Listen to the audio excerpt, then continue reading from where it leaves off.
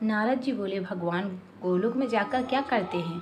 हे पाप रहित, मुझ श्रोता के ऊपर कृपा करके कहिए। श्री नारायण बोले, हे नारद, पाप रहित अधिमास को लेकर भगवान विष्णु के गोलोक जाने पर जो घटना हुई वह हम कहते हैं, सुनो। उस गोलोक के अंदर मणियों के खम्भों से सुशोभित सुंदर पुरुषोत्तम के धाम को दूर से भगवान विष्णु देखते हैं। उस धाम की तेज से बंद हुए नेत्र वाले विष्णु धीरे धीरे नेत्र खोलकर और अधिमास को अपने पीछे कर धीरे धीरे धाम की ओर चले जाते हैं। अधिमास के साथ भगवान के मंदिर के पास जाकर विष्णु अत्यंत प्रसन्न हुए और उठकर खड़े हुए। द्वारपाल से अभिनंदित भगवान विष्णु पुरुषोत्तम भगवान की शोभा से आनंदित होकर धीरे धीरे मंदिर में गए और भीतर जाकर शीघ्र ही श्री पुरुषोत्तम कृष्ण को नमस्कार करते हैं। गोपियों के मंडल के मध्य में रत्नमय सिंहासन पर बैठे हुए कृष्ण को नमस्कार कर पास में खड़े होकर विष्णु बोले, श्री विष्णु बोले, गुणों से अतीत गोविंद, अद्वितीय अविनाशी सूक्ष्म विकार रहित विग्रहवान गोपों के भेष के विधायक, छोटी अवस्था वाले शांत स्वरूप गोपियों के पति, बड़े सुंदर नूतन मेघ के समान श्याम करोड़ों कामदेव के समान सुंदर वृंदावन के अंदर रासमंडल में बैठने वाली पीत रंग के पीताम्बर से शोभित सौम्य भुवों के चढ़ने पर मस्तक में 3 रेखा पड़ने से सुंदर आकृति वाले रासलीला के स्वामी, रासलीला में रहने वाले, रासलीला करने में सदा उत्सुक 2 भुजा वाले मुरलीधर पीत वस्त्रधारी अच्युत, ऐसे भगवान की मैं वंदना करता हूँ। इस प्रकार स्तुति करके भगवान श्री कृष्ण को नमस्कार कर पार्षदों द्वारा सत्कृत विष्णु रत्न सिंहासन पर कृष्ण की आज्ञा से बैठे। श्री नारायण बोले, यह विष्णु का किया हुआ स्तोत्र प्रातःकाल उठकर जो पढ़ता है उसके समस्त पाप नष्ट हो जाते हैं और अनिष्ट स्वप्न भी अच्छे फल को देते हैं और पुत्र पोतादिक को बढ़ाने वाली भक्ति श्री गोविंद में होती है। अब कीर्ति का नाश होकर सत्कीर्ति की वृद्धि होती है। हे भगवान, विष्णु बैठ गए और कृष्ण के आगे कांपते हुए अधिमास को कृष्ण के चरण कमलों में नमन कराते हैं। तब श्री कृष्ण ने विष्णु से पूछा कि यह कौन है, कहाँ से आया है, क्यों रोता है? इस गोलोक में तो कोई भी दुख भागी होता नहीं। इस गोलोक में रहने वाले तो सर्वदा आनंद में मग्न रहते हैं। ये लोग तो स्वप्न में भी दुष्ट बढ़ता है या दुख भरा समाचार सुनते ही नहीं। अतः हे विष्णु, यह क्यों कांपता है और आंखों से आंसू बहाता दुखित हमारे सम्मुख किस लिए खड़ा है? श्री नारायण बोले, नवीन मेघ के समान श्याम सुंदर गोलोक के नाथ का वचन सुन श्री सिंहासन से उठकर महाविष्णु मलमास की संपूर्ण दुख गाथा कहते हुए बोले। श्री विष्णु बोले, हे वृंदावन की शोभा, हे नाथ, हे कृष्ण, हे मुरलीधर, इस अधिमास के दुख को आपके सामने कहता हूँ, आप सुने।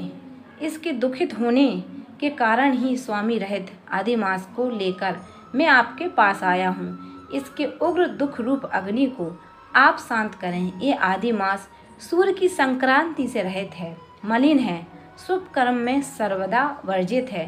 स्वामी रहित मास में स्नान आदि नहीं करना चाहिए। ऐसा कहकर वनस्पति आदिकों ने इसका निराधार किया है। द्वादश मास कला क्षण आयन संवत्सर आदि स्वतीश्वर ने अपने अपने स्वामी के गर्भ से इसका अत्यंत निराधार किया। इसी दुख अग्नि से जला हुआ यह मरने के लिए तैयार हुआ।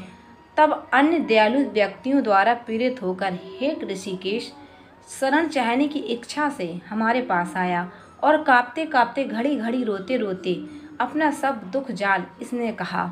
इसका यह भारी दुख आपके बिना टल नहीं सकता, अतः इस निराशय का हाथ पकड़कर आपकी शरण में लाया हूँ। दूसरों का दुख आप सहन नहीं कर पाते, ऐसा वेद जानने वाले कहते हैं। अतएव इस दुखित को कृपा करके सुख प्रदान कीजिए। हे जगतपते, आपके चरण कमलों में प्राप्त प्राणी शोक का भागी नहीं होता, ऐसा वेद जानने वालों का कहना है। कैसे मिथ्या हो सकता है? मेरे ऊपर कृपा करके भी इसका दुख दूर करना आपका कर्तव्य है, क्योंकि सब काम छोड़कर इसको लेकर मैं आया हूँ। मेरा आना सफल कीजिए।